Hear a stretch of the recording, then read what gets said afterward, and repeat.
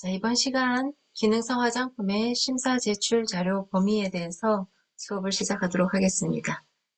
기능성 화장품으로 기능성 화장품에 쓰이는 원료 성분에 대해서 신물질에 대해서는 이제 심사를 받아야 하고요. 기존에 식약처에서 각 기능성 항목별로 정해져 있는 리스트에 있는 성분들을 사용할 때는 기능성 화장품이라는 표기를 하기 위해서 그 리스트업된 성분 중에 원료들을 사용을 하고 식약처에는 기능성 화장품에 대한 심사가 아니라 보고서 제출을 하면 된다. 우리나라의 기능성 화장품이라는 인증을 받기 위해서는 신물질, 신원료는 심사를 받아야 하고 이미 심사를 받아서 기능성 화장품의 성분으로 리스트업되어 있는 원료들은 보고서를 제출하고 기능성 화장품으로 쓰면 되는 거죠. 자, 그렇다면 여기 33호에서 이야기하는 기능성 화장품의 심사 제출 자료 범위는 바로 신물질에 대한 겁니다. 이때까지 식약처의 기능성 화장품 성분으로 리스트업되어 있지 않은 새로운 원료에 대해서 기능성 화장품으로 이제 심사를 받으려고 하면 어떤 자료들을 제출해야 된다라는 내용이 밑에 쭉 이어져 있습니다.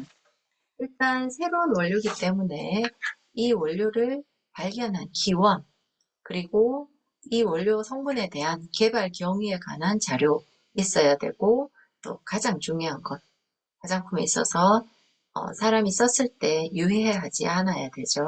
그래서 안전성에 관한 자료, 요 두 가지가 안전성과 유효성 또는 기능을 입증하는 자료로 제출해야 되는 범위고요. 그리고 두 번째, 기준 및 시험 방법에 관한 자료죠. 어떤 기능성 화장품의 원료가 정해지려고 하면 이 화장품 성분은 어떤 기준에 의해서 어떤 시험 방법으로 검사를 한다라는 내용의 자료가 있어야 된다. 크게 두 가지고요. 자, 다시 세부적으로 들어가게 되면 첫 번째 있었던 안전성과 사람의 해가 없어야 되는 안전성과 유효성. 자, 기능성 화장품은 일반 화장품과 달리 어떤 유효한 성향을 나타낼 수 있어야 되죠. 그래서 유효성이라고 표현을 하고 이 유효성 또는 기능을 입증하는 자료가 있어야 된다. 일단 유효성 있고 안전해야 된다. 크게 그저 두 가지로 볼 수 있다면 자, 첫 번째 과목에 보시면 이 원료 성분의 기원, 그리고 개발 경위에 관한 자료, 스토리텔링이 쭉 나오겠죠. 그리고 안전성에 관한 자료로 지금 1번, 숫자 1번부터 7번까지, 7번까지 안전성에 대한 자료, 그리고 유효성에 대한 자료는 요 밑에 유효성 또는 기능에 관한 자료는 효력 시험 자료, 인체 적용 시험 자료, 연모 효력 시험 자료 이렇게 있습니다. 자, 그러면 다시 안전성에 관한 자료. 첫 번째, 단회 투여 독성 시험 자료요. 자, 단회 투여 독성 시험 자료. 일단 경구 투여를 했을 때 인체에 어떤 독성을 나타내는지에 대한 자료입니다. 자, 그걸 단회 투여 독성 시험 자료로 하고, 두 번째, 1차 피부 자극 시험 자료.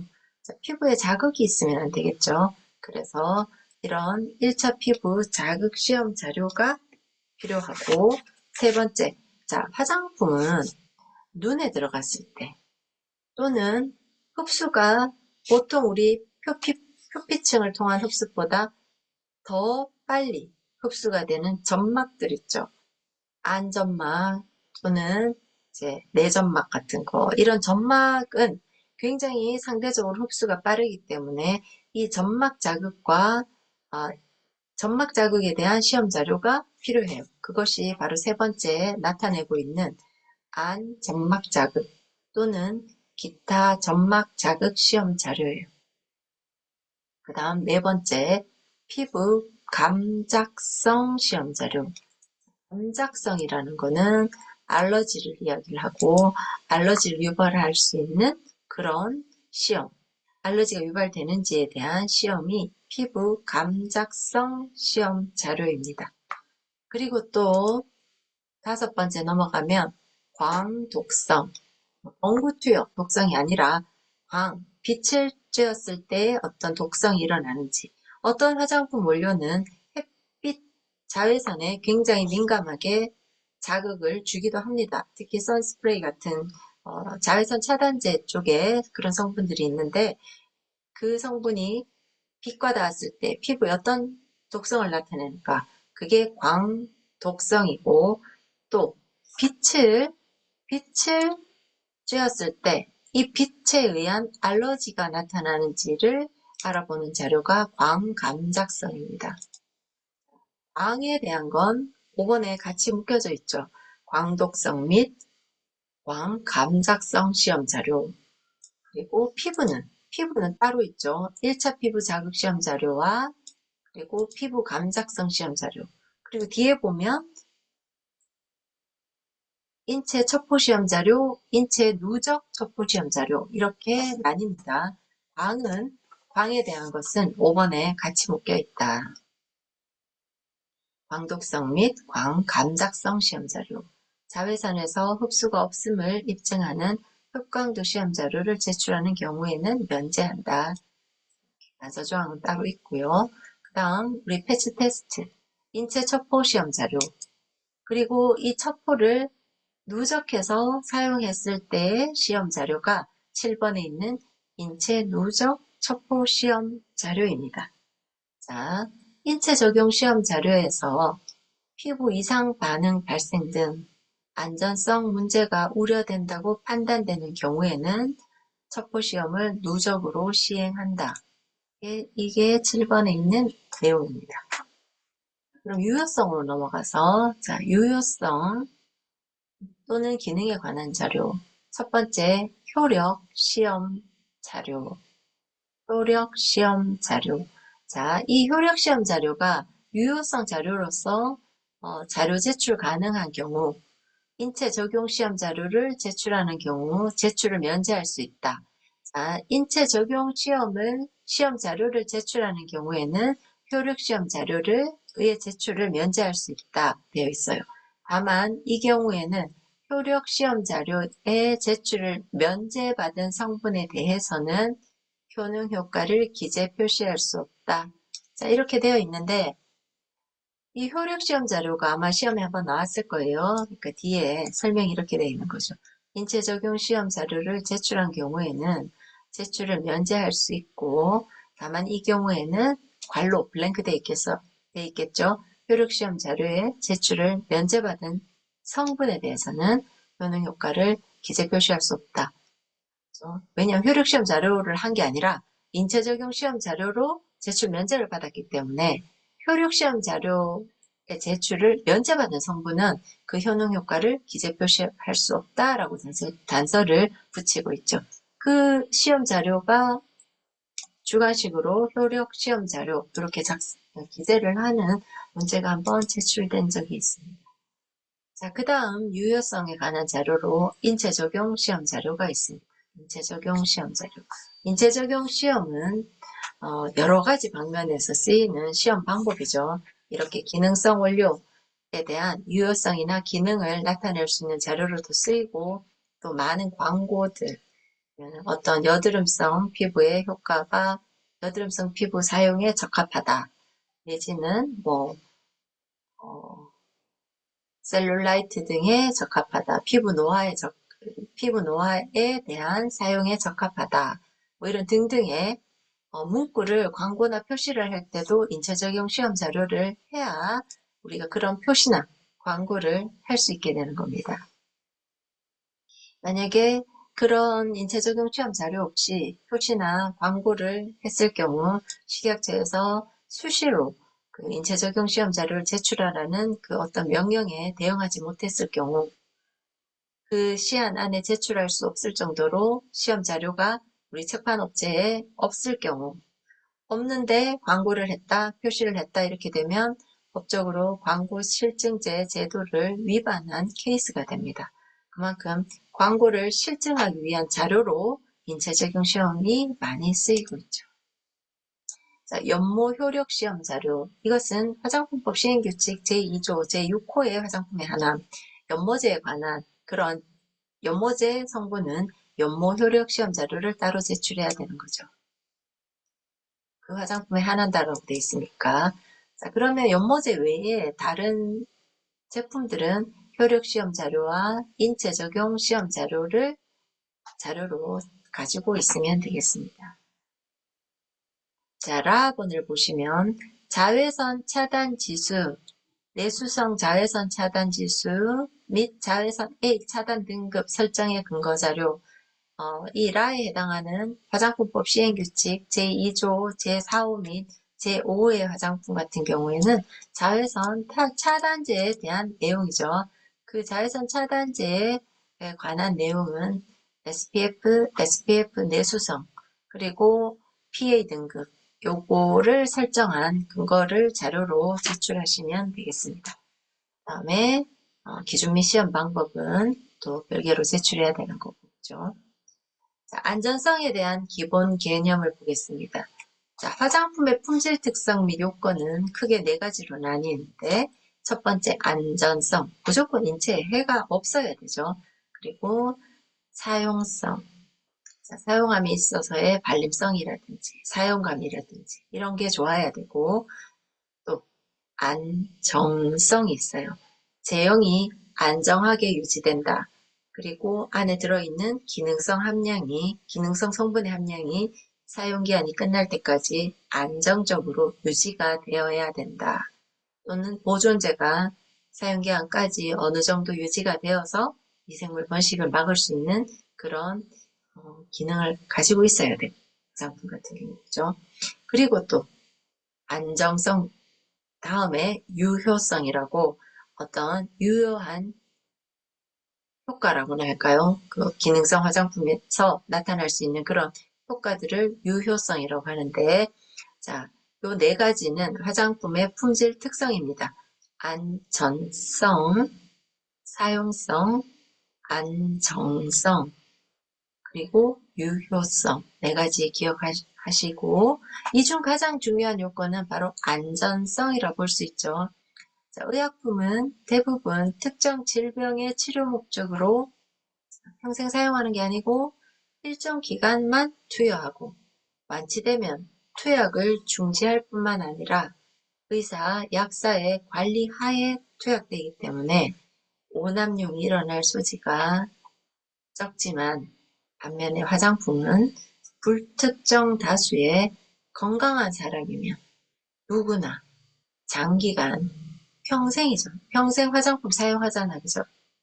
아기 때 태어날 때부터 이제 엉덩이에 파우더를 팡팡 치기도 하고, 애기들 갓난 애기도 씻길 때 물로만 씻기다가 어느 정도 지나면 어, 바디워시 종류라든지 뭐 그런 것들을 사용해서 이제 애기의 지성 성분들을 닦아내주기도 하고, 그리고 바디 오일을 발라주기도 하고, 뭐 마사지를 해주기도 하고 하니까 어릴 때부터 나이가 들어서 할아버지 할머니 될 때까지, 그러니까 평생 사용하는 물품이에요. 불특정 다수가 건강한 사람이면, 그러니까 화장품을 발라서 특별한 알러지가 없는 건강한 사람 누구나 평생 동안, 자, 장기간이에요. 그죠? 그리고 여러 가지 조건 하에서 사용하기 때문에 햇볕에 나가기도 하고 화장품을 바르고, 그죠? 그렇게 여러 가지 조건 하에서 사용되기 때문에 첫째도 둘째도 피부 자극이 없어야 되고 알러지를 유발시키면 안 되고 안전해야 되기 때문에 이 네 가지 품질 특성 중에서 안전성의 필요성이 특히 강조된다고 볼 수 있겠습니다. 자, 그러면 넘어가서 이 안전성 정보관리 규정이라는 고시에 대해서 한번 보도록 하겠습니다.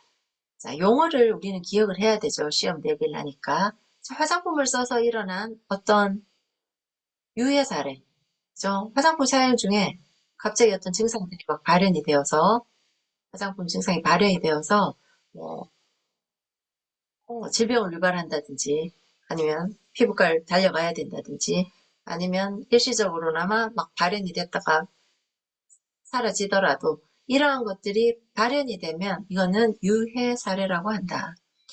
유해 사례 기억 잘 하시고 유해 사례 중대한 유해 사례는 그 유해 사례 중에서 아래에 해당하는 경우를 말한대요. 그러면 1호로 돌아가서 제1호의 유해 사례란 정의를 보도록 하겠습니다. 화장품의 사용 중 발생한 바람직하지 않고 의도되지 아니한 징후나 증상 또는 질병을 말하며 이거 중요하죠. 당해 화장품과 반드시 인과관계를 가져야 하는 것은 아니다. 이게 무슨 말이냐? 자, 화장품을 써서 이게 그렇게 발진이 유발됐다. 아니, 발진 유발됐다면 이게 이 화장품을 썼기 때문에 유발된 것인지 아니면 그날 먹은 음식 중에 일부가 이런 발진을 일으킬 수 있는 내 몸에는 알러지를 일으키는 물질들이었다. 도대체 뭐 때문인지 몰라요. 왜냐하면 우리 일상생활에서 많은 것들을 접하고 많은 것들을 먹고 그렇게 되기 때문에 꼭 화장품이다 라고 단정 지을 수는 없다 하더라도 유해 사례라고 해야 된다는 거예요. 자, 인과관계가 밝혀지지 않아도 그날 이 화장품을 또 썼다면 화장품으로 인한 유해 사례라고 일단은 관리가 돼야 된다. 자, 그 말입니다. 당해 화장품과 반드시 인과관계를 가져야 하는 것은 아니다. 유해 사례. 그럼 두 번째, 중대한 유해 사례라는 건 어떤 것이냐? 이 앞에 제1호에서 말했던 여러 가지 유해 사례들 중에서도 가나, 다라, 마 같은 경우에요. 가 같은 경우에는 사망을 초래하거나 생명을 위협하는 경우, 화장품을 써서 사망을 초래할 정도의 그런 사항들은 없을 수 있지만 여튼 사망을 초래하거나 생명을 위협하게 되면 이건 중대한 유해 사례로 봅니다. 입원이나 입원 기간에 연장이 필요한 경우도 중대한 유해 사례라고 할 수 있어요. 다 지속적 또는 중대한 불구나 기능 저하를 초래하는 경우 자, 이런 경우는 화장품을 써서 있을 수는 없는 그죠? 있을 수는 없는 내용입니다. 그러나 혹시 그런 게 발생이 되었다면 중대한 유해 사례에 들어간다. 선천적 기형 또는 이상을 초래한 경우 기타 의학적으로 중요한 상황 자, 제2호 중대한 유해 사례는 일어나서도 안 되고 화장품을 써서 일어날 수는 없는 상황들이긴 합니다만 중대한 유해 사례로 따로 구분은 하고 있다. 자, 제3호에 와서 시그널이에요. 실마리 정보. 자, 실마리 정보. 아까 제1호의 유해 사례를 다시 생각해보면 이 유해 사례란 화장품의 사용 중 발생한 바람직하지 않고 의도되지 아니한 징후나 증상, 질병이라고 말했죠. 자, 이런 상황이 유해 사례와 화장품 간의 인과관계 가능성이 있기는 있으나 그날 이 화장품도 썼고 뭐 고등어, 알러지가 있는 고등어도 먹었고 여러 가지 상황을 종합했을 때 딱 화장품 때문이라고 말을 할 수는 없지만 그 유해 사례와 인과관계 가능성이 조금이라도 있다. 고 보고된 정보로서 그 인과관계가 알려지지 아니하거나 입증 자료가 불충분할 때 이 정보를 실마리 정보라고 한다. 실마리 정보. 그것도 시험에 주관식으로 나왔던 적이 있어요. 실마리 정보. 기억하시고. 자, 그러면 안전성 정보란 무엇인가? 화장품과 관련해서 국민보건에 직접 영향을 미칠 수 있는 안전성과 유효성에 관한 새로운 자료, 유해 사례, 정보 등을 말한다. 그래서 이 안전성에 대한 정보는 책판업자가 1년에 2번 식약처에 정기 보고를 해야 합니다. 우리 회사, 우리 책임 판매업체에서 판매한 화장품 중에 올해 상반기 1월달부터 6월달까지 판매한 제품의 안정성 자료, 여기 유해 사례를 포함한 책판 업체에서 알게 된 새로운 자료까지를 이야기를 해요. 이런 자료를 모두 식약처에 보고를 하라. 그래서 자료를 공유하자. 이 차원이거든요. 유해 사례뿐만 아니라 새로운 자료까지. 새로 알게 된 뭐에 대해서 안전성과 유효성에 대해서 알게 된 새로운 자료와 그리고 6개월 동안 일어났던 유해 사례 등을 1년에 2번 1월에서 6월까지는 7월에 7월에서 12월까지 일어난 하반기의 안전성 정보는 그 다음 해 1월 말까지 보고를 해야 합니다. 그러면 우리 회사는 유해 사례가 없었다. 유해 사례 발생한 적이 없다 했을 때는 보고를 어떻게 하느냐. 보고를 해야 하는 건 의무사항이고 바로 유해 사례가 발생하지 않았다라고 보고하는 거예요. 유해 사례가 발생하지 않았기 때문에 안전성 정보 보고를 하지 않아도 되는 게 아니고 우리는 그런 사례가 없었다고 보고를 하는 의무가 책임 판매 업자에게는 있습니다. 자, 그 다음 넘어가서 인체 적용 제품의 위해성 평가 등에 관한 규정을 보도록 하겠습니다. 자, 위해성 평가라는 건 인체 적용 제품에 존재하는 어떤 요소가 인체의 건강을 해치거나 해칠 우려가 있는지 여부와 그 정도를 식약처에서 주기적으로 과학적으로 평가하는 걸 말해요. 자, 위해성 평가와 관련된 고시에 있는 정의를 보도록 하겠습니다. 이 고시에서 사용하는 용어의 뜻은 다음과 같다. 자, 제1호 인체 적용 제품이란 사람이 섭취, 투여, 접촉, 흡입 등을 함으로써 인체에 영향을 줄 수 있는 것으로서 다음 항목의 어느 하나에 해당하는 제품을 말한다. 자, 식품, 농수산물, 축산물, 건강기능식품, 한약, 화장품, 의료기기, 위생용품 등등이 있다.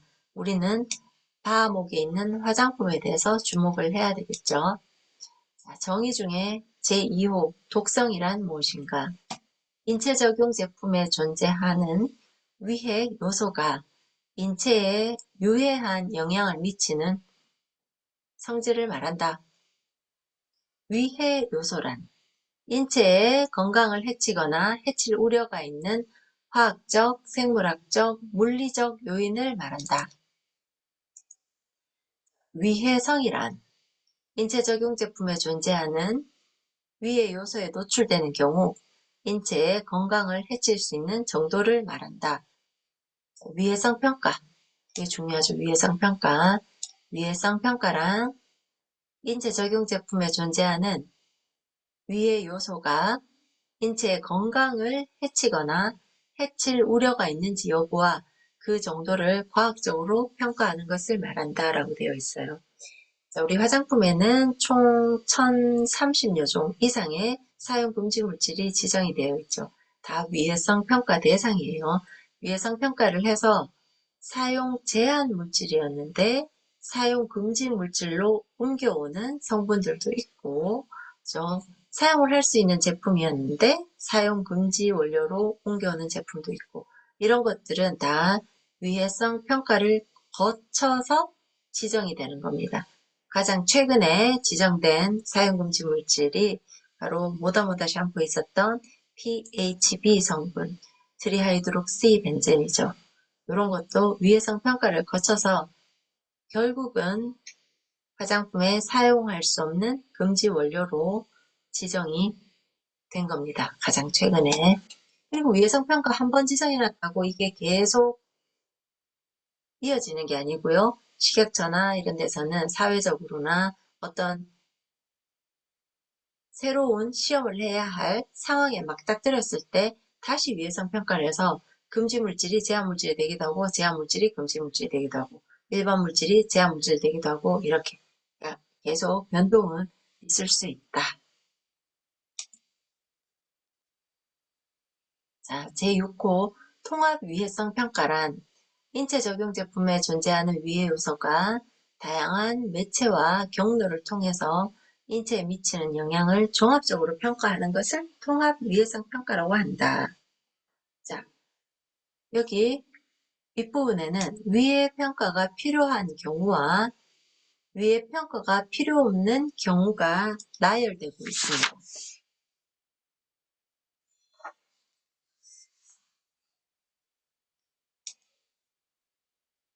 위의 평가가 필요한 경우부터 보도록 할게요. 1번 보면 자, 사용 금지 원료 그리고 사용 제한 원료의 사용 한도 이것들을 설정하기 위해서 그러니까 사용 금지 원료를 정하기 위해서 또 사용 제한 원료는 사용 한도가 있죠. 그 사용 한도를 설정하기 위해서 위의 평가가 필요하다. 두 번째, 현재의 사용 한도 성분 기준의 적절성을 확인하기 위해서 현재 사용 한도 성분으로 정해져 있고 그 기준이 지금 이대로 계속 유지해도 될지 안 될지 적절한가 아닌가를 판단하기 위한 그런 평가로 쓰이기도 한다. 자, 비의도적 오염물질의 기준을 설정한다. 비의도적 오염물질이 무엇이었습니까?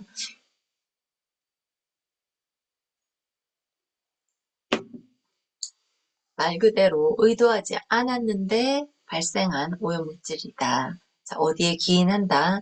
크게 두 가지라고 했습니다. 우리 지구의 광물 섬유 중에서 화장품에 사용하기 위해서 캐내는 광물질에서 존재할 수 있는 중금속 원소들. 일부러 넣진 않아요. 납, 비소, 카드뮴, 뭐 이런 것들, 순, 이런 것들 일부러 넣진 않아요. 그런데 광물질을 사용해서 화장품 원료로 쓰다 보면 이 광물질 안에 있던 그 천연 중금속 원소들이 사용기한 동안 이렇게 스물스물 나올 수가 있거든요. 그런 것들을 비의도적 오염물질이라고 하고 더군다나 이 비의도적 오염물질을 우리나라에 지금 과학적이나 기술적으로 제거할 능력이 안 된다고 인정됐을 때 어쩔 수 없는 거잖아요. 화장품 원료는 써야 되고. 자, 화장품 원료로 쓰이는 것 중에서는 많은 광물질을 써서 색소를 내야 되는 것도 있고 색조 화장품에 많이 쓰이기도 하는 니켈이나 이런 성분들도 있죠. 그런 것들을 어쩔 수 없어 색을 내기 위해서 써야 돼요. 그런데 이 물질, 이 물질 안에 납이나 비소, 니켈 이런 것들이 들어있는 걸 알아요. 근데 이걸 빼낼 수가 없어. 누구도. 그거를 인정한다는 거예요. 나라에서 인정을 해줬을 때 그러면 사용기한 중에 이것들이 스물스물 나와서 검출될 수는 있다. 그러나 검출량이 굉장히 많다 하면 못 쓰게 막아야 되겠죠. 왜냐하면 인체에 해를 주니까. 그러나 어쩔 수 없이 나오긴 나오는데 그래 어느 정도 선까지만 나오는 거 인정해 줄게. 이게 바로 비의도적 오염물질의 기준이에요. 근데 이것도 지금 납 같은 경우에는 황토로 쓰는 제품의 납은 50ppm까지 나와도 되고 황토 외에 다른 화장품에서 나오는 건 납이 20ppm 이상 나오면 안 돼요. 사용기한 중에. 그래서 20ppm이냐 50ppm이냐 이거를 정하는 게 지금 비의도적 오염물질의 기준이에요. 기준. 이거를 설정하기 위해서 위해 평가를 한다고요. 그래서 위해 평가를 해서 그래 납이 일반 화장품에 뭐 한 20ppm 정도까지는 사용기한 중에 내용물에서 검출이 된다 하더라도 인체에 위해한 그런 어떤 영향이 별로 없다는 걸 실험을 통해서 확인이 돼야 비의도적 오염물질의 기준을 선정할 거 아닙니까? 그죠? 그때 쓰인다. 이게 바로 3번의 비의도적 오염물질의 기준 설정이에요. 자, 비의도적 오염물질 아까 얘기를 하다 말았는데 크게 두 가지라고 했죠. 첫 번째는 천연 광물질에서 나오는 중금속 원소들. 어쩔 수 없다. 그리고 두 번째는 바로 플라스틱이에요. 플라스틱은 가소제라는 성분을 써서 플라스틱을 딱딱하잖아요. 플라스틱은 그죠? 그 딱딱한 플라스틱을 구부리거나 이제 화장품 용기로 만들기 위해서 틀을 짝 이렇게 좀 성형을 하기 위해서는 플라스틱을 그 안에 넣는 가소제라는 어떤 성분이 있어요. 가소제가 들어가야 플라스틱이 말랑말랑해져서 용기 모양도 만들어지고 뭐 이렇게 된다는 거죠. 그런데 이걸 용기를 만들 때 이 가소제를 써서 용기를 만들다 보니 화장품 사용하는 그 기간 동안 포장지에서 이 가소제가 프탈레이트죠. 이게 검출이 돼서 우리 화장품 내용물에 섞일 수가 있어요. 그런 것들도 비의도적 오염물질이에요. 달레이트류, 비의도적 오염물질입니다. 화장품은 그래서 이런 비의도적 오염물질에 노출돼 있어요. 근데 원료를 넣지는 않는다는 거 중요하고, 그리고 그것들이 함유돼 있어도, 오염물질이 함유돼 있어도 우리나라의 기술적이나 과학적으로 그거를 걸러낼 어떤 그런 능력이 없다라는 게 인정이 됐을 때, 그럴 때 이제 사용기한 중에 어느 정도 나와도 위해 평가를 거친 기준 이하면 사용에 무리가 없다라고 식약처에서 우리 국민들한테 네, 알리는 그런 의미예요. 자, 그 다음 4번 위해 관리 우선순위를 설정한다. 위해 관리에 대한 우선순위를 설정할 때 위해 평가가 필요하다. 자, 5번 인체 위해에 유의미한 증거가 없음을 검증할 때. 그러니까 어떤 제품 성분이 어떤 단체에서는 유해하다, 어떤 단체에서는 무해하다라고 공방이 이루어질 때, 아, 그거, 괜찮아요. 그런 어떤 이슈에 대해서 위해 평가를 해보니 사유도 괜찮습니다라는 걸 나타내기 위해서 유의미한 유의미한 증거가 없음을 검증할 때, 그리고 화장품의 안전 이슈 성분의 위해성을 검증할 때 바로 이 위해 평가가 쓰인다. 자, 그러면 위해 평가가 필요 없는 경우는 어떤 게 있나? 세 가지 보도록 하겠습니다. 첫 번째, 고의로 유해물질을 화장품에 혼합한 경우. 자, 이런 사례가 있었죠. 자, 옛날에 무기수은을 화장품 성분으로 집어넣어서 미백크림 불티나게 잘 팔린 그런 케이스가 있었고, 조사를 해보니까 원료업체에서 고의적으로 무기수은을 첨가를 했어요. 즉각적인 효과 때문에 굉장히 판매량이 좋았었거든요. 근데 수은은 사용 금지 원료예요. 그걸 넣으면 안 돼. 수은 같은 경우에 굉장히 부작용을 일으킬 수 있고, 그리고 비의도적 오염물질 중에서도 수은이 기준으로 정한 그 기준이 굉장히 제일 강합니다. 그래서 수은은 굉장히 위험한 물질인데 그걸 화장품에 넣었다.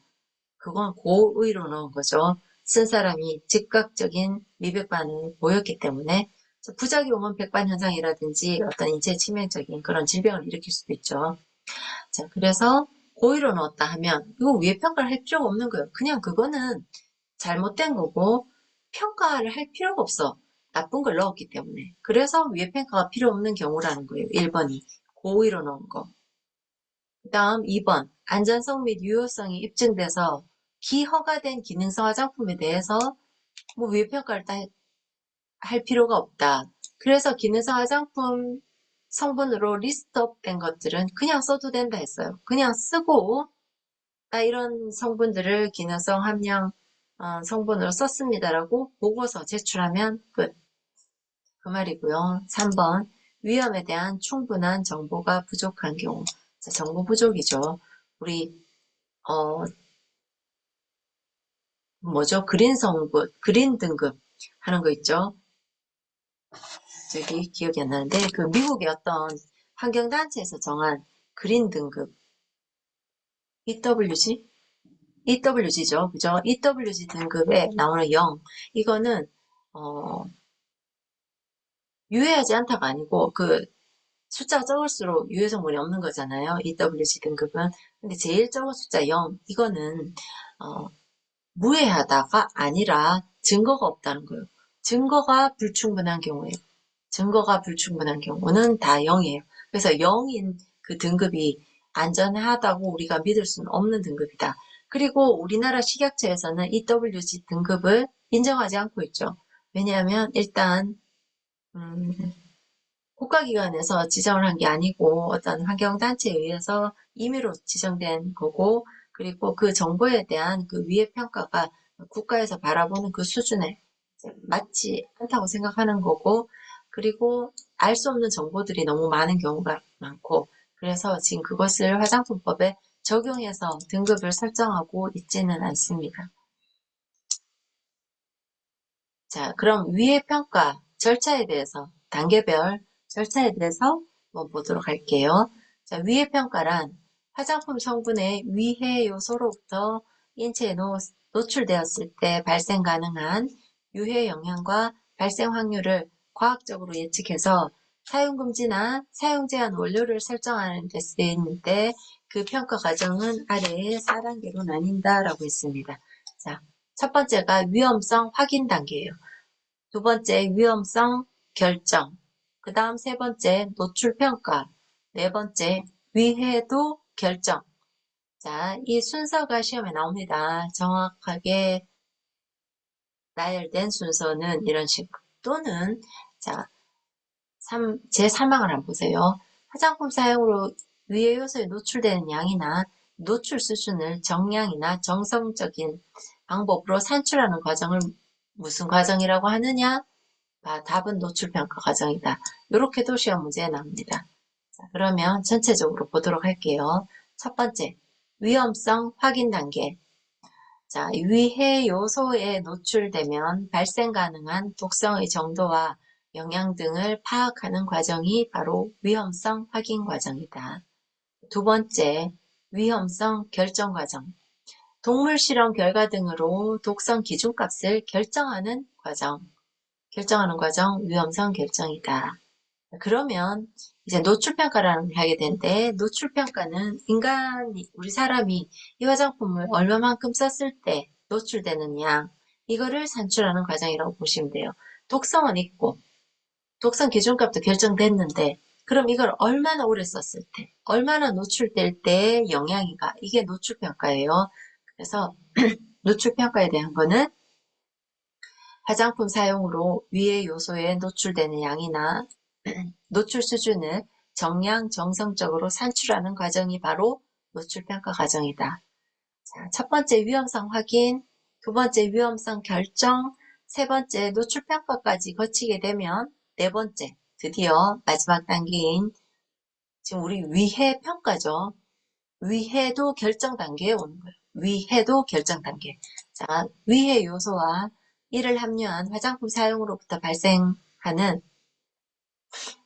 건강상 영향을 인체 노출 허용량과 노출 수준을 고려해서 사람에게 미치는 위해의 정도와 발생 빈도 등을 정량적으로 예측하는 과정을 위해도 결정이라고 한다.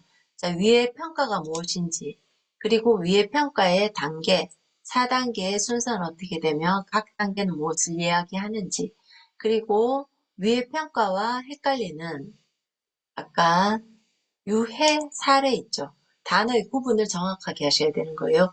유해 사례, 위해도 평가, 위해도 결정, 유해 사례, 중대한 유해 사례, 위해도 평가, 위해도 평가 결정 과정 구분해서 단어를 잘 기억해 주시기 바랍니다. 자, 품질 관리 기준 용어의 정의 들어가도록 하겠습니다.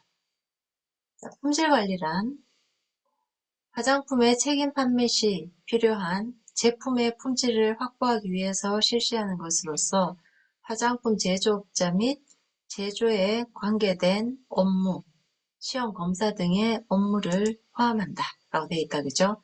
자, 이거에 대한 관리 감독 및 화장품의 시장 출하에 관한 관리, 그 밖에 제품의 품질의 관리에 필요한 업무를 말한다. 좀 상식적인 문구들이지만 시험에는 이게 블랭크로 처리가 돼서 자, 품질 관리가 무엇인 여기가 블랭크가 돼 있다는 거죠. 품질 관리 요난이. 그리고 뒤에 설명이 이렇게 장황한 게 있어요.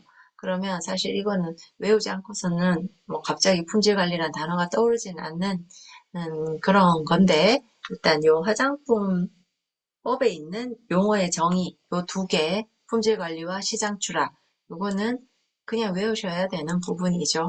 자, 품질 관리란 쭉 읽었던 지금 이런 것들, 화장품의 책임 판매 시 필요한 업무들을 무엇이란다? 품질 관리라고 한다.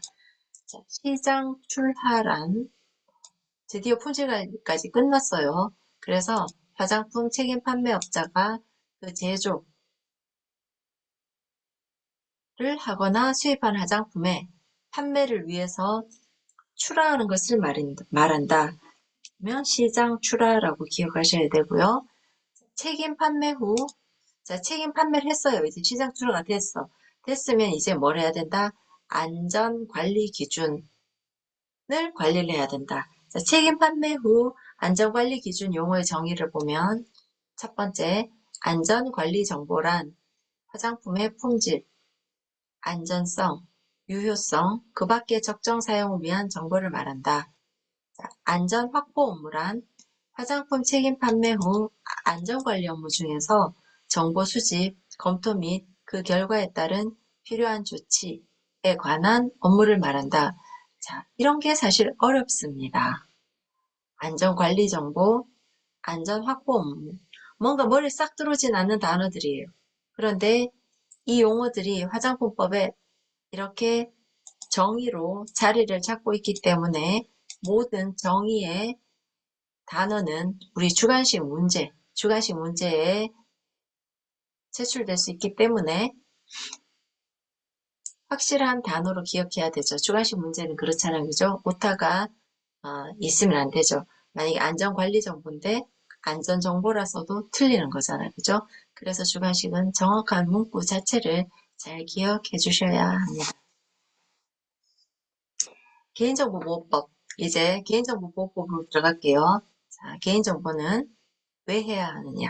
자, 우리 맞춤형 화장품 조제관리사 합격을 하고 맞춤형 화장품 판매장에서 조제관리사로 근무를 하게 되면 고객을 상대해야 된다. 그리고 이 고객에 대한 신상을 받아야 되죠. 왜냐하면 김모모 씨가 며칠 날 와서 김모모 씨 피부의 상황이 어떻고 어떤데 이것 때문에 어떤 화장품을 조제해서 가셨다라는 기록을 다 남겨야 돼요. 조제관리사는. 기록을 남기려고 하면 이 고객의 성함, 연락처, 그죠? 뭐 주소까지 필요 없을 거고 연락처, 또 이 피부의 상태, 이 고객 피부의 개인적인 피부 상태 이런 것들 남겨야 되기 때문에 개인정보와 마주치게 됩니다. 조제관리사는. 그래서 개인정보에 대한 법을 숙지를 하고 계셔야 된다는 취지하에 개인정보보호법이 맞춤형 화장품 조제관리사 시험 과목에 포함이 된다. 한두 문제 정도 제출이 되어요. 한두 문제 정도. 자, 그러면 이제 개인정보보호법에 대해서 쭉 한번 훑어보도록 하겠습니다. 일단 개인정보보호법도 정의가 있어요. 제2조. 자, 개인정보란 무엇인가? 개인정보란 살아있는 개인에 관한 정보예요. 그래서 돌아가신 분에 대한 정보는 개인정보가 아닙니다. 돌아가신 분 개인정보 아니에요. 자, 개인정보란 살아있는 개인에 관한 정보로서 다음 과목의 어느 하나에 해당하는 정보다.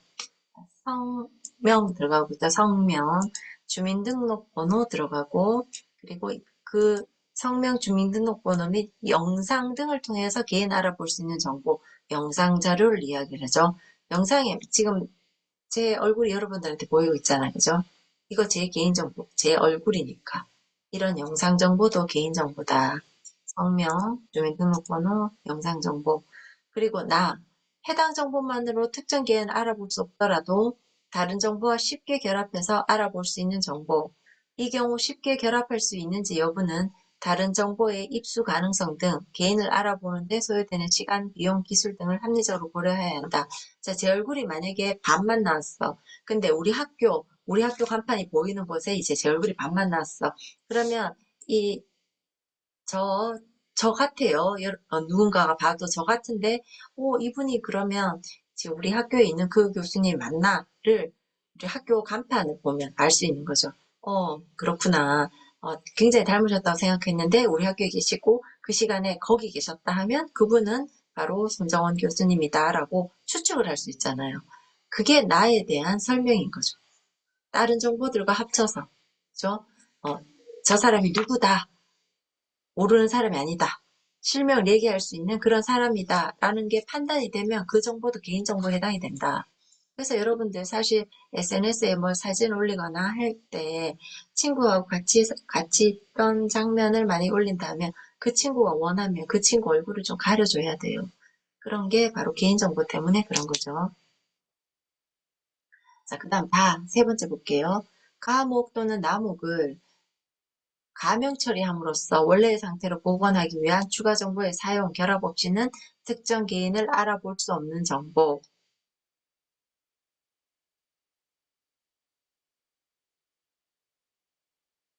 자, 제1호의 2.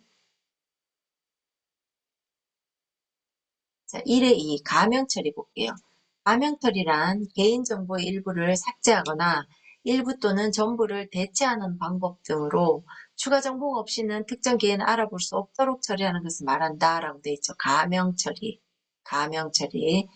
자, 개인정보의 일부를 삭제하거나 일부 또는 전부를 대체하는 등의 방법으로 특정 개인을 알아볼 수 없도록 처리하는 거. 가명 처리.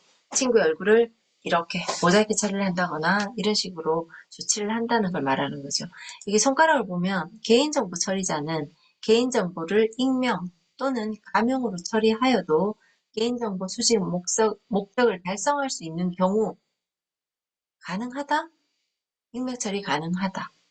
자, 익명 처리가 가능한 경우는 익명으로, 익명 처리로 목적을 달성할 수 없는 경우에는 가명 처리될 수 있도록 하여야 한다. 즉, 개인정보 처리자는 익명이나 가명 모두 사용 가능하다. 이게 이제 시험 준비를 하는 우리가 기억해야 될 사항입니다, 사실. 익명이나 가명 처리 가능하다. 자, 누군가의 고객이 와서 화장품 만들고 싶어. 그래서, 근데 난 내 얼굴을, 내 이름을 얘기하고 싶진 않지만, 어, 어떻게 불러주세요 라고 익명이나 가명 처리를 요구를 한다면 조세관리사는 그렇게 할 수도 있다. 근데 이분한테 연락을 해야 될 때, 그죠? 전화번호를 받아놨다면 이 화장품 성분으로 인해서 나라 전체 회수 조치가 이루어질 정도로 사고가 발생해서 가져가신 분들한테 연락을 해서 회수를 할 때는 사실 이분의 연락처가 필요한 거예요. 근데 꼭 이분의 이름이 있어야 되는 건 아니잖아요. 그죠? 그날 만들어 가신 이분은 액칭으로 만약에 달림으로 불러달라 했다. 그럼 달림한테 전화해서 그때 가져가셨던 그 화장품 가져오세요. 회수 조치 대상 화장품으로 선정이 됐습니다. 라고 얘기를 할 수 있다는 거죠. 달림으로 기재를 해도 된다는 거죠. 그 다음 민감 정보의 범위와 고유 식별 정보의 범위를 보겠습니다. 우리 조제관리사 시험에 단골로 출제되는 내용들이에요.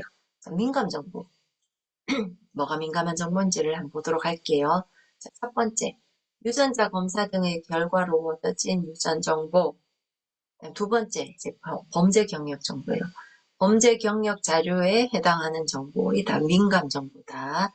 그리고 세 번째, 개인의 신체적, 생리적, 행동적 특징에 관한 정보로서 만약에 다운증후군 증세가 있다, 뭐 이런 것들, 그리고 특정 개인 알아볼 목적으로 일정한 기술적 수단을 통해 생성한 정보, 이런 것도 민감 정보가 될 수 있고, 인종이나 민족에 관한 정보, 그리고 뭐 정치 사상, 뭐 이런 것들 다 민감 정보에 해당이 될 수 있어요. 우리가 기억해야 될 민감 정보는 법에서 정한 유전 정보와 범죄 경력 정보라고 보시면 됩니다. 기타는 뭐 총리령으로 정한다 이런 식으로 돼서 기타 등등등이 있거든요. 네, 시험에는 유전 정보와 범죄 경력 정보에 주로 제출이 되고 있습니다. 그럼 고유 식별 정보의 범위를 보시면 고유 식별 정보는 다 숫자예요. 숫자. 주민등록번호, 여권번호, 운전면허번호, 외국인 등록번호. 자, 고유 식별 정보의 범위는 자, 주민등록번호, 여권번호, 운전면허 번호, 외국인 등록번호. 쉽게 말해서 전부 숫자에 대한 내용이다. 기억하시면 되겠고요. 자, 처리 넘어가고 정보 주체란 처리되는 정보에 의해서 알아볼 수 있는 사람으로서 그 정보의 주체가 되는 사람. 아까 학교 앞에 찍힌 제 얼굴 반모습. 예, 제가 정보 주체가 되는 제가. 그 다음 4번 개인정보 파일이란 개인정보를 쉽게 검색할 수 있도록 일정한 규칙에 따라 체계적으로 배열하거나 구성한 개인정보의 집합물을 말한다. 개인정보 처리자란 업무를 목적으로 화장품 조제를 목적으로 개인정보 파일을 운영하기 위해서 스스로 또는 다른 사람을 통해서 개인정보를 처리하는 공공기관, 법인, 단체 및 개인 등을 말한다. 맞춤 화장품 판매업자, 맞춤 화장품 조제관리사 등을 개인정보 처리자라고 할 수 있겠죠. 자, 공공기관이란 다음 각목의 기관을 말한다. 공공기관 여기서 갑자기 뜬금없이 튀어나온 이유는 개인정보를 확보할 수 있는 기관이 공공기관이라서 그래요. 자, 그럼 어떤 경우에 공공기관이 개인정보를 확보할 수 있느냐?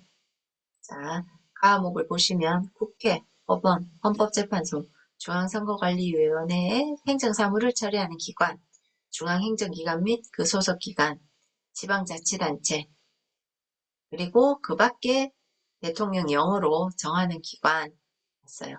대통령 영어로 정하는 기관은 국가인권위원회, 고위공직자범죄수사처, 그리고 공공기관의 운영에 관한 법률을 위한 공공기관, 그리고 뭐 수자원 공사라든지 공무원 조직은 아니지만 공무원 조직의 어떤 명령에 의해서 운영이 되는 그 보조기관들이 있어요. 그런 공공기관들, 무슨 공사, 공단 이렇게 얘기하는 곳들이에요. 자, 그런 곳들. 그리고 지방공기업법에 따른 지방공사, 지방공단. 이번에 공공기관은 국가기관의 공공기관이라고 보시면 되고, 3번에 지방공사와 지방공단은 지방에 있는, 그러니까 지방공기업법에 따른 기관들이라고 보시면 되겠습니다. 그리고 특별법에 따라 설립된 특수법인, 그리고 학교, 그죠? 학교가 해당이 된다. 자, 그러면 이 기관들은 보시면, 자, 느낌이 오시죠? 범죄 수사를 하거나, 아니면 선거를 위해서 인명부를 작성하거나, 이런 공공적으로 사용하기 위해서 개인정보들이 수집이 필요한 곳들을 공공기관이라고 한다. 별로 뭐 중요할 것 같지는 않습니다. 우리 조제관리사 시험에는 특별히 중요한 사항으로 공공기관이 필요한 건 아닌 것 같고요. 근데 어떤 출제자가 어떤 의도를 내느냐에 따라서 또 문제가 유형이 정말 상상할 수 없을 정도의 그런 유형도 나오기도 하니까 그래도 읽고는 넘어가자. 그 취지로 들어가 있는 내용들이라고 보시면 되겠습니다. 실제적으로 업무 처리할 때는 별로 중요한 사항이 아니죠. 자, 영상정보 처리기기란 무엇인가? CCTV예요. 그죠? 영상정보 처리기기. 조제관리사 판매장에는 CCTV가 있어줘야 될 것 같습니다. 자, 그래야 위생적으로 어떻게 관리를 하는지 그런 것들을 혹시나 사태가 발생했을 때 돌려서 조회해 볼 수 있으니까, 그죠? 그러면 영상정보 처리기기란 어떻게 정의하고 있는지를 볼게요. 일정한 공간에 지속적으로 설치되어 사람 또는 사물의 영상 등을 촬영하거나 이를 유무선상을 통해서 전송하는 장치로서 대통령 영어로 정하는 장치다. 근데 이 CCTV는 녹화만 되어야 돼요. 아니요, 네, 화면만 녹화가 돼야 돼요. 이게 녹음이 되면 안 돼요. CCTV는 말하는 거나 그런 게 녹음이 되면 안 돼요. 영상만 저장이 돼요. 그래서 영상정보 처리 기기고 우리는 CCTV라고도 얘기를 하죠. 과학적 연구 넘어가고요. 자, 여기에 손바닥 표시로 쭉쭉쭉 되어 있는 거는 제가 조금 특별히 중요하다고 생각하는 부분은 정의 밑에 추가를 좀 해둔 내용들이에요. 개인정보에 의해 개인정보, 법인도 개인정보에 해당이 된다. 단체의 대표자도 해당이 된다. 당연히 개인도 들어가는 거죠. 임원진, 업무 담당자 개인에 관한 정보, 사물의 제조소 또는 소유자 개인에 대한 정보, 단체 사진을 SNS에 올릴 경우 그 사진에 등장하는 인물 모두가 해당이 된다. 즉, 개인을 알아볼 수 있는 모든 정보가 개인정보에 해당이 된다. 자, 개인정보가 아닌 얘가 그럼 있겠죠? 사망한 자의 정보, 법인 또는 단체에 관한 정보. 요거는 단체급인 거죠. 아까 개인정보로 법인과 단체의 대표자는 개인정보고, 법인과 대표자의 단체는 개인정보고, 법인 또는 단체에 관한 정보. 그러니까 우리 회사의 법인이나 사업자 명칭이 꼬망망이다 하면 이 꼬망망은 개인정보가 아닌 거겠죠. 그죠? 근데 꼬망망의 대표자인 저는 개인정보에 해당이 되는 거죠. 개인 사업자의 상호. 자, 꼬망망. 공무원 개인사업자라면 개인정보가 아니다. 자, 사업장 주소, 개인정보 아닙니다. 사업자 등록번호 등 사업 분야에 관한 정보, 사물에 관한 정보는 다 개인정보가 아니다. 인터넷에 찾아보면 어떤 회사를 찾으면 그 회사의 사업자 등록번호, 사업장 주소 이런 것들이 쭉쭉쭉쭉 나와요. 심지어 어떤 사업장은 대표자 이름까지도 이제 공개를 해놓죠. 그거는 개인정보 차원이라기보다 내 사업을 영위하기 위한 내 회사의 홍보죠. 그래서 개인정보임에도 불구하고 뭐가 대표자 이름이 그냥 공공망에 올려놓는 겁니다. 회사를 알리기 위해서. 자, 그럼 그 다음 넘어가서 개인정보 동의서 작성 방법이에요. 서면 또는 전자문서로. 자, 서면 옛날에는 다 사인해서 받았는데 요즘 은행 같은 데 가도 다 패드로 사인하죠. 그러면 전자적으로 보관이 되는 거예요. 자, 글자 크기 9포인트 이상. 다른 내용보다 20% 이상 크게. 그래서 은행 가서 개인정보에 대한 동의서에 보면 다른 어떤 은행 약정 서류보다 글자가 더 큰 걸 볼 수 있어요. 왜냐하면 법에서 20% 이상 크게 하라고 돼 있기 때문에. 글자, 색, 굵기, 밑줄 등 명확히 표시가 되어야 되고 중요한 내용이 많은 경우 별도로 구분해서 표시를 해야 한다. 안전한 보관을 위한 보관시설 마련 또는 잠금 장치를 설치하고 개인정보를 누가 빼가면 안 되잖아요. 그죠? 보안 프로그램의 설치 관리, 암호화 기술, 접근 권한 제한 조치 등을 해놓아야 한다. 5포인트 20% 이상 기억하셔야 되겠죠?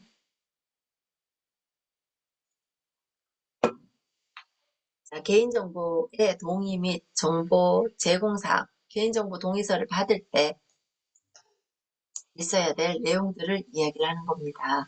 자, 개인정보의 수집 이용 목적이 일단 나와야 되고, 그죠? 그리고 수집하려는 개인정보의 항목. 자, 이 개인정보가 보유되는 기간 또는 이용되는 기간을 말하고, 자, 동의를 거부할 권리가 있다는 사실 및 동의 거부에 따른 불이익이 있는 경우에는 그 불이익의 내용 등을 이제 그 동의서에 이런 문구들이 있어야 된다는 거죠. 자, 그 다음 개인정보의 파기. 개인정보가 불필요해진 경우에는 지체 없이 파기를 해야 된다. 자, 지체 없이 5일 이내입니다. 지체 없이 파기해야 된다. 개인정보를 파기할 때에는 복구된 또는 재생되지 않도록 조치를 하라. 파기하지 않고 보존해야 하는 경우에는 해당 개인정보 또는 개인정보 파일을 다른 개인정보와 분리해서 저장 보관하라. 자, 그 다음 만약에 개인정보가 유출이 됐는데 유출된 대상이 1000명을 넘게 되면 우리나라에서는 이제 비상사태에 돌입이 돼야 되는 거죠. 어떻게 비상사태에 돌입을 하느냐. 자, 1000명 이상의 굉장한 다수죠. 다수의 개인정보가 유출된 경우에는 신고를 지체 없이 해야 돼요. 어디에? 행안부 또는 행안부 산하기관, 한국인터넷진흥원. 자, 행안부나 한국인터넷진흥원 등 전문기관에 지체 없이 5일 이내 신고를 하고 인터넷 홈페이지에도 7일 이상 게재를 해야 되고 유출시킨 사업장은 사업장 게시판에도 붙여야 돼요. 1,000명 이상 다수의 개인정보 유출된 경우에 자 신속하게 신고를 한다. 전문기관에. 그리고 인터넷 홈페이지에도 게재한다. 그래서 나의 정보가 거기에 해당이 되는지 국민들이 알 수 있게끔 공표를 해야 된다는 뜻입니다. 1,000명. 그 기준이 1,000명. 설치, 운영, 영상정보 처리 기기, CCTV다, 그죠? CCTV 설치 운영. 자, 설치 목적, 범죄 예방 및 수사, 시설 안전 및 화재 예방, 또는 사업장 내에 이루어진 행위를 녹화할 필요가 있을 때 등이죠. 자, CCTV를 운영하게 되면 어딘가에 카메라가 나를 찍고 있어. 그러면 그러니까 고객이든 지나가는 누구든, 자, 우리 집 가게 앞에 붙어 있다면 지나가는 행인들이 다 찍히죠. 그럼 그 행인들한테 안내판을 설치함으로써 CCTV에 있다는 걸 알려야 돼요. 자, 그 안내판에 어떤 내용을 적느냐 하면 이 CCTV의 설치 목적 및 설치된 장소, 그리고 촬영 범위 및 시간, 촬영을 언제부터 언제까지 한다. 그 범위,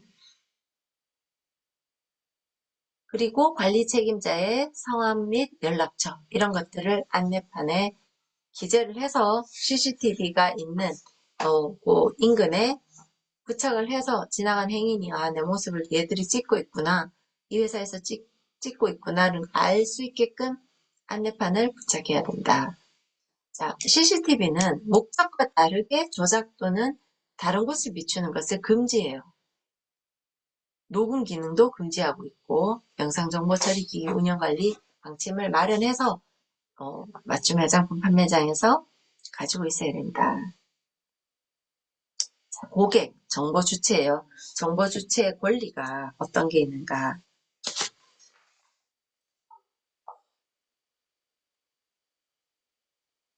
자, 개인정보의 처리에 관한 정보를 제공받을 수 있는 권리. 내 정보를 혹시 어디에 알려주셨나요? 이렇게 제공받을 수 있는 권리. 처리에 관한 동의 여부 등의 범위 등을 선택하고 결정할 권리가 있다. 개인정보의 처리 여부를 확인하고 열람할 권리가 있어요. 4번의 발급을 포함해서 개인정보의 처리 정지, 정정, 삭제 및 파기를 요구할 권리, 개인정보의 처리로 인하여 발생한 피해를 신속하고 공정한 절차에 따라서 구제받을 수 있는 권리 등이 있다. 자, 이런 거예요. 만약에 내가 어떤 은행에 내 예금을 가입해서 통장 잔고에 내 예금이 얼마가 있다. 이거를 은행이 나에게 동의서를 받아서 예금을 가지고 있는 거잖아요. 근데 이 은행이 이 자료를 국가의 어딘가에 제출을 할 때가 있어요. 만약에 내가 범죄를 저질렀다. 그래서 환수해야 될 그 어떤 예금 현황을 그 형벌기관에서 알고 싶어 할 때 은행에서는 제출해 줘야 되는 거죠. 그죠? 그럴 때 나는 내 자료를 누구에게 전에 전달해 줬어요라고 물을 권리가 있고 묻기 앞서 은행이 저한테 메시지가 오죠. 어느 기간에 당신의 예금 정보, 당신의 신상 정보가 제공되어졌으니 아시기 바랍니다. 이런 문자가 오게 됩니다. 그런 것들이 우리 정보 주체의 권리에 해당이 되겠다.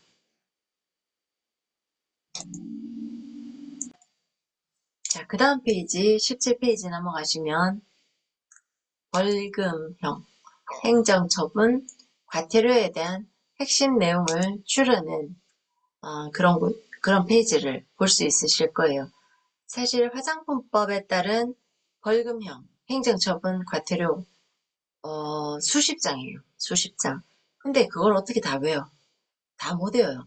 그 맞춤 화장품 조제관리사 시험을 위해서는 합격선 기준 정도의 수준으로 일단 공부를 시작해야 된다고 했어요. 아니면 이게 양이 너무 많아서 진도를 다 공부 진도도 못 나가실 수가 있어요.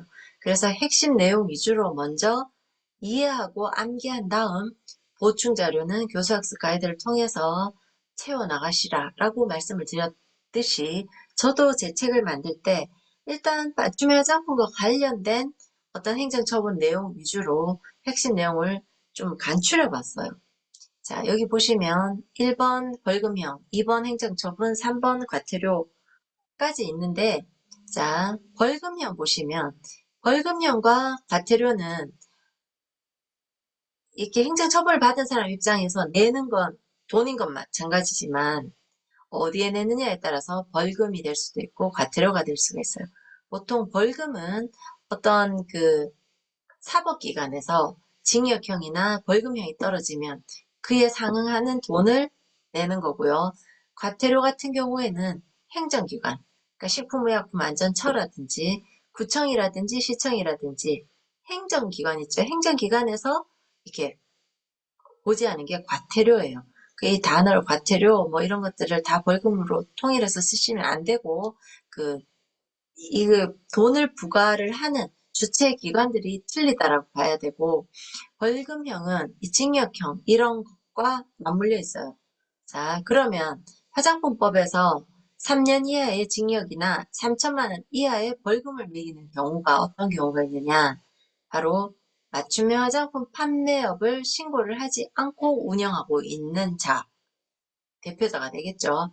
당연히 조제관리사도 있을 리 만무하고 그죠.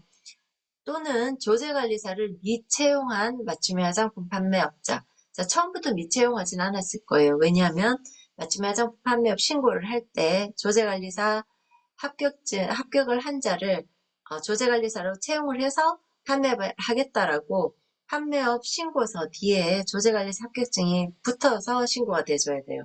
그렇기 때문에 처음에는 있었으나 이제 이 조제관리사분이 조금 근무하다가 퇴사를 한 거예요. 그러면 퇴사하기 전에 맞춤 화장품 판매업을 계속 영위를 하고 싶으면 다른 조제관리사를 채용을 해야 되죠. 채용하지 않은 상태에서 그냥 대표자가 합격증도 없는 대표자가 그냥 계속 맞춤 화장품 판매업을 해와. 그러면 이때 3년 이하의 징역이나 3천만 원 이하의 벌금형에 처하게 된다. 실제적으로는 3천만 원 이하 벌금이라고 해서 3천만 원이 부과되는 경우는 극히 드물고 조금 조정이 됩니다. 자, 과태료는 돈이 정해져 있어요. 50만 원, 100만 원 이렇게. 벌금형은 3천만 원 이하 이렇게 돼 있기 때문에 3천만 원 나올 수도 있고 300만 원 나올 수도 있고 사실 30만 원이 나올 수도 있어요. 그러나 징역형이 같이 따른다는 거 사안이 중대 사안이니까 이런 행위를 해서는 안 되겠죠. 자, 그러면 3년 받고 1년 이하의 징역이나 1천만 원 이하의 벌금형은 어떤 게 있나 보시면 조제관리사가 아닌 자가 조제관리사의 업무 영역인 소분 행위를 했을 때 1천만 원 이하의 벌금, 1년 이하의 징역형 여기에 해당이 됩니다. 그죠? 그러면 이 위에 3년 이하와 1년 이하의 차이는 뭐예요? 3년 이하 여기는 일단 조제관리사가 아예 없어. 근데 1년 이하 징역 또는 1천만 이하의 벌금에 해당하는 유형은 조제관리사는 있어. 근데 그 조제관리사가 아닌 자가 일반 직원이 소분 행위를 했어. 이때는 1년 이하의 징역이나 1천만 이하의 벌금형에 해당이 되겠죠. 자, 조제관리사가 없이 일반 조제관리사가 채용이 전혀 안 됐어. 근데 그 안에 어떤 직원들이 소분 행위를 해. 그럼 그것도 조제관리사 외에 소분 행위에 해당이 되지만 아예 없는 거잖아요. 이 판매장이 조제관리사 채용 자체를 안 했는 거잖아. 그거는 위에 3년 이하의 징역이나 3천만 원 이하의 벌금형에 속한다. 라고 보시면 되는 거예요. 자, 그럼 가장 작은 200만 원 이하의 벌금은 뭘까? 시설기구 안전관리 기준 위반, 조제관리사가 고객에게 어떤 내용물을 썼고 어떤 원료가 있는데 이런 원료는 어떤 알러지 성분이 있으니까 주의하시오 등등의 설명의 의무가 있는데 그 설명의 의무를 위반한 케이스가 200만 원 이하의 벌금형에 해당이 되겠습니다. 200만 이하의 벌금형 다시 읽어볼게요. 맞춤형 화장품 판매소의 시설 및 기구 관리, 혼합 소분 시의 안전관리 기준, 그리고 내용물 및 원료의 설명 의무 위반 사항이 바로 200만 원 이하의 벌금형에 처해지는 사항입니다. 자, 행정처분 말고 과태료 바로 넘어가 볼게요. 자, 과태료는 100만 원짜리와 50만 원짜리가 있어요. 요건 정해져 있어요. 과태료 금액은. 벌금형처럼 뭐 얼마 이하가 아니라 딱 50만 원, 딱 100만 원 정해져 있어요. 자, 맞춤형 화장품 조제관리사를 포커싱해서 볼게요. 맞춤형 화장품 조제관리사가 아니면서 유사 명칭을 사용했어요. 조제관리사 같은 유사 명칭 뭐 어떤 게 있을까? 맞춤형 화장품 제조관리사 뭐 이런 것들이 있을 수 있죠. 천연 화장품 조제관리사 뭐 이런 이상한 근본 없는 그런 명칭들 사자를 붙여가면서 잘 모르는 고객들이 보면 마치 국가에서 인정한 맞춤형 화장품 판매장처럼 보이고 맞춤형 화장품 조제관리사처럼 보이는 행위를 했다. 유사 명칭을 사용했다 할 때는 과태료 100만원. 과태료 100만원. 근데 거기에 소분행위까지 했다 하면 과태료도 먹여지고 벌금형도 처해집니다. 아까 벌금형이 뭐예요? 조제관리사 외 소분행위죠. 이렇게 벌칙이 여러 가지 주어질 수 있다는 거 염두에 두셔야 되고요. 50만원짜리는 50만원짜리는 맞춤의 화장품 원료 목록 보고를 하지 않은 경우, 자, 원료 목록 보고를 하지 않은 경우 50만원. 맞춤 화장품 조제관리사 유사 명칭을 사용했을 경우 100만원. 조제관리사 외에 소분행위를 했을 경우 1000만원 이하의 벌금. 아예 맞춤 화장품 판매업 신고를 하지 않았거나 조제관리사를 미취행한 경우 3년 이하의 징역 또는 3천만원 이하의 벌금. 자, 벌금형과 과태료에 대해서 먼저 봤고요. 일반 행정처분이 있어요. 행정처분. 이거는 뭐 행정처분의 유형으로는 시정명령을 내리기도 하고 시설기구가 더러우면 개수명령을 내리기도 하고 어떤 판매 정지 행위를 했다. 그럴 때 이 회사 판매 정지 5일 판매 정지를 못하는 거죠.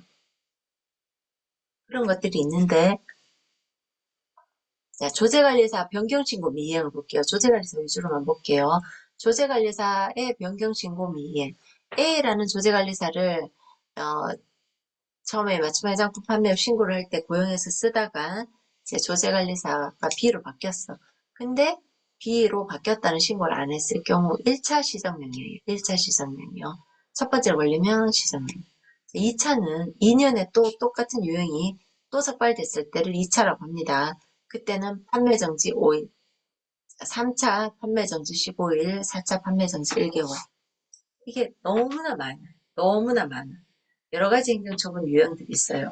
그걸 다 외울 순 없다. 그냥 버립시다. 그냥 버리고 조제관리사 변경신고 미이행에 대한 행정처분 차수 1차부터 4차까지가 시정명령부터 판매정지 5일, 판매정지 15일, 판매정지 1개월, 5일, 15일, 1개월이 있더라. 제일 앞에는 그냥 시정명령이고 그냥 시정명령만 한다는 건 판매 정지는 없다는 거죠. 자, 그렇게 1차, 2차, 3차, 4차 순서로 나뉜다. 네, 순서로 점점 가중된다. 보시면 되고요. 자, 소재지 변경신고 미행도. 자, 맞춤 화장품 판매업도 소재지를 신고를 했을 거잖아. 그죠? 근데 그 소재지를 변경하게 되면 시설도 변경이 되는 거죠. 똑같은 쌍둥이 건물이 없잖아. 그죠? 그래서 변경은 변경 신고를 하도록 돼 있어요. 근데 그걸 안 했다 하면 1차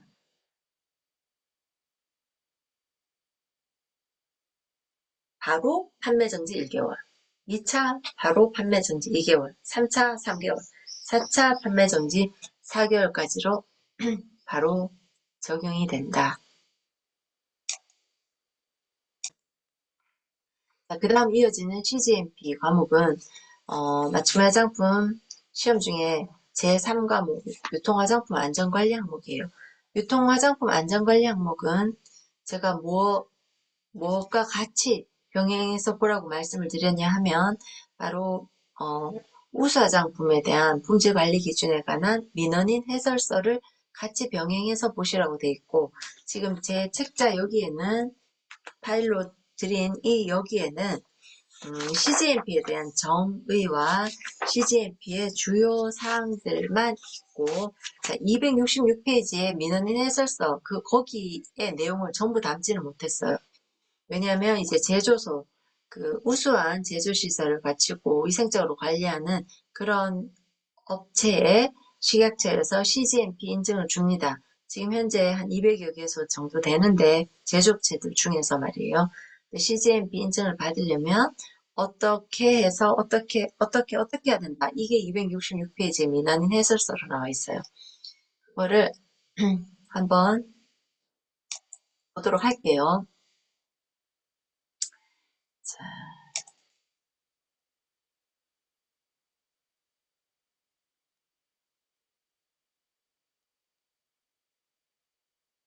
화면 잠시 공유를 다른 걸로 바꾸겠습니다. 잠시만요.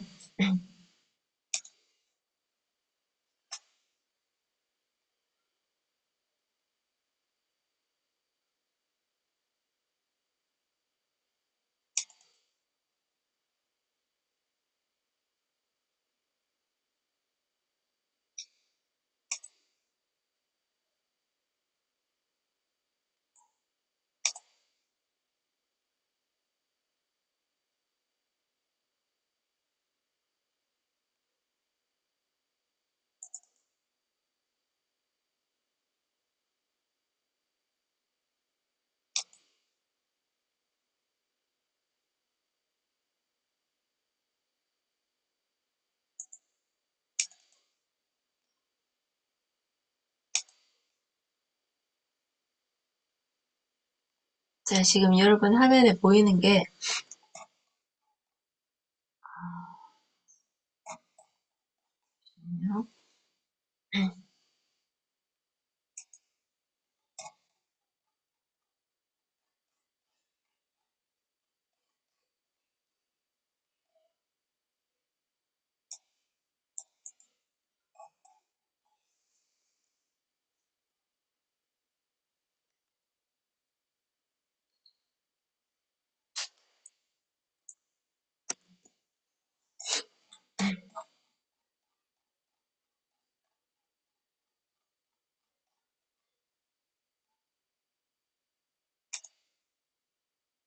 우수 화장품 제조 및 품질 관리 기준 CGMP 해설서 민원인 안내서예요.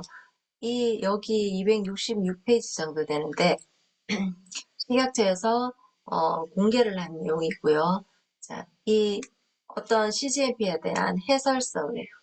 우리 민원인이 보기에, 그러니까 우리 화장품을 다루는 이런 분들이 참고로 보기에 아주 쉽도록 설명이 되어 있는 이런 내용들이에요. 자, 규정의 해설에서 목적, 해설 이렇게 쭉쭉쭉 나오죠. 그러면 여기에 있는 해설서에는 만약에 어떤 공장에서 시설을 할 때 시설기구가 어떤 재질로 된 걸 써야 되며 그런 재질을 써야 된 이유가 무엇이며 이런 내용들이 소설처럼 쭉 이어집니다. 물론 중요한 것은 본 수업에서 같이 이야기를 하겠지만 전체적인 전반적인 사항은 여러분들이 이 해설서를 한번 쭉 보시는 게 많은 도움이 되실 거예요. 왜냐하면 지금 이제 원래 있는 10월달 시험은 시험 기간이 바뀐다고 했습니다. 기존 상대성 평가 기존 어디서 했죠? 기존 거기 기간에서 지금 어, 상공회의소로 바뀌게 됐잖아요. 그죠? 기간이 바뀌었기 때문에 시험 과목이라든지 이런 것들은 바뀌진 않을 것 같아요. 법에서 정해진 내용 과목이기 때문에 어떤 유형이나 이런 것들은 이제 그 관리하시는 출조위원들이 다르기 때문에 좀 달라질 수 있는데 세 번째 과목인 유통화장품 안전관리 과목은 원래는 객관식으로만 구성이 되어 있도록 되어 있어요. 근데 시험을 쳐온 역사를 보면 뭐 벌크가 뭔지 주관식 문제로 이렇게 벌크 제품류가 답인 경우들이 있었거든요. 벌크라는 단어는 CGMP에서 다루는 단어인데 그런 것도 주관식으로 나오기도 해요.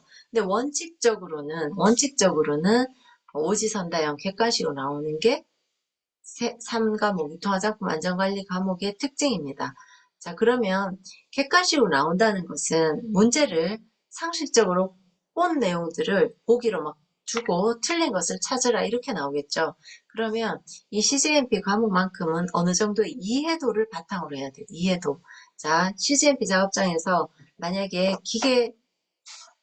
기계통, 벌크통 같은 이런 것들을 주물 공장에서 주물로 얹어서 만든 만약에 그런 주물 제품들이다 하면 이 주물 제품들은 스크래치가 굉장히 많이 나 있잖아요. 그죠? 그럼 스크래치 같은데 내용물이 끼거나 먼지가 끼거나 그런 것들이 끼어 있으면 제대로 세척되지 않았을 때 이 내용물에 영향을 준단 말입니다. 화장품을 내용물에. 그렇기 때문에 매끄러운 재질을 써라.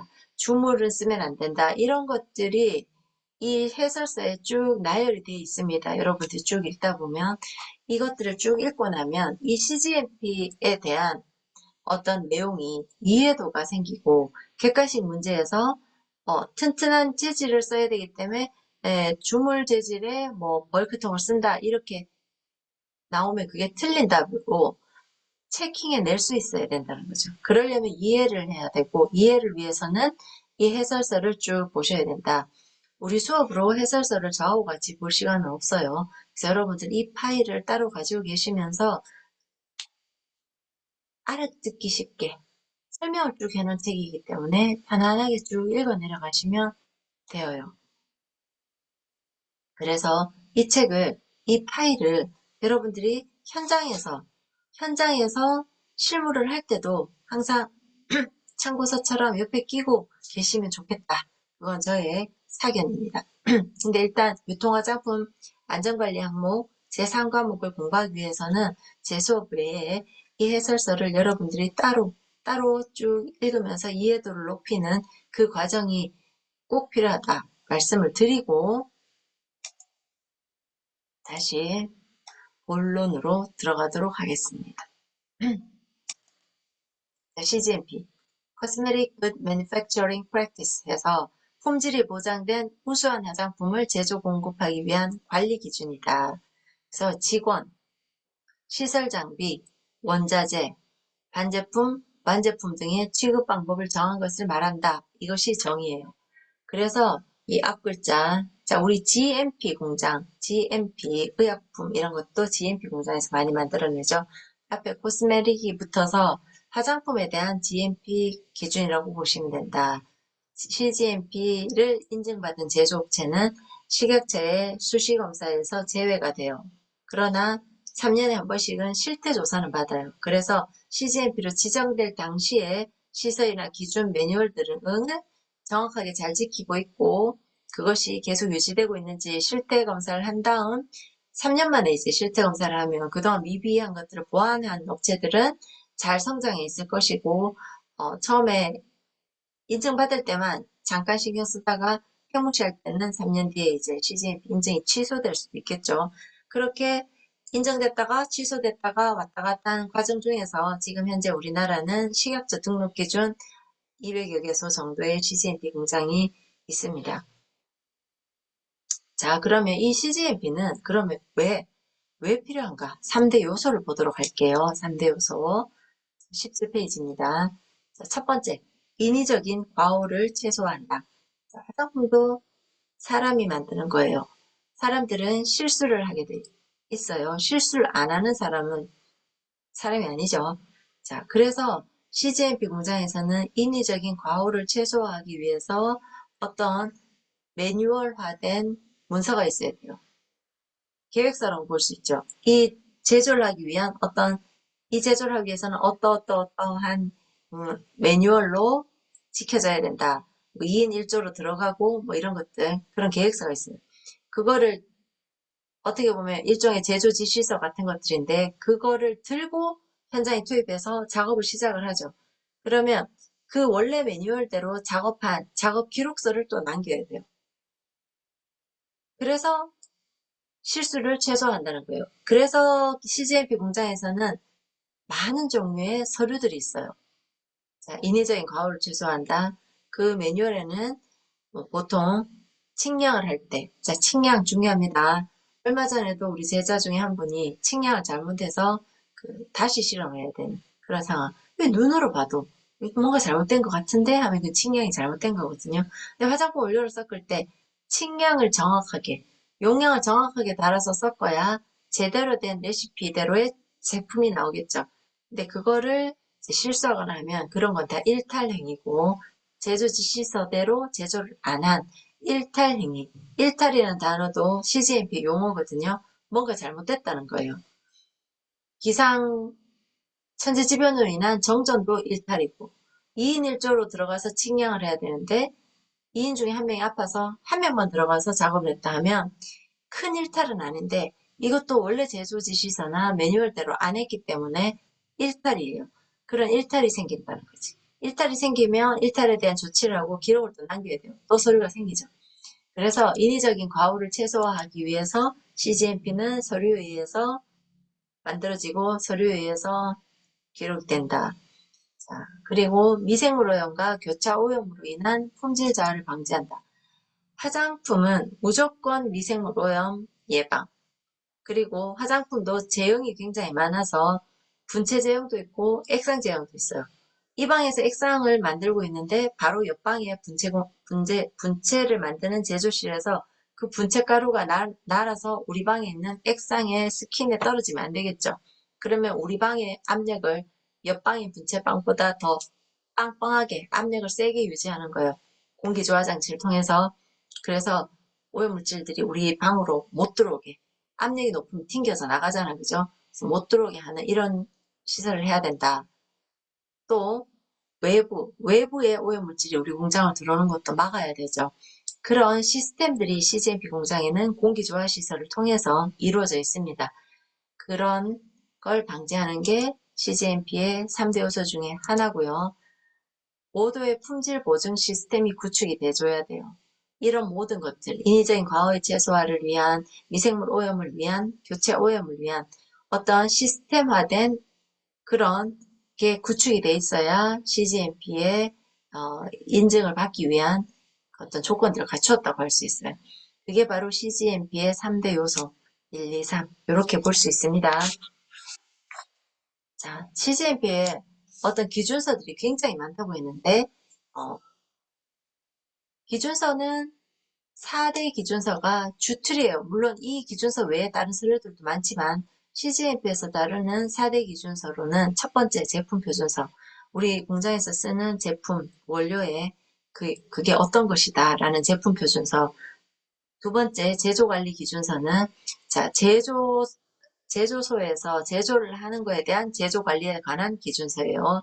그리고 세 번째 품질관리 기준서는 시험 검사 항목에 대한 품질관리를 어떻게 할 것이다. 시험 채취 방법 등등등 시험 검사에 대한 거를 자, 품질 검사를 하잖아요. 시험을.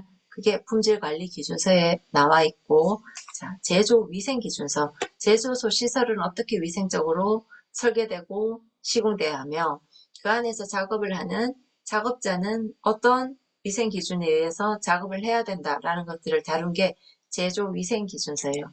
제품 표준서, 제조 관리 기준서, 품질 관리 기준서, 제조 위생 기준서, 크게 네 가지 기준서가 있다.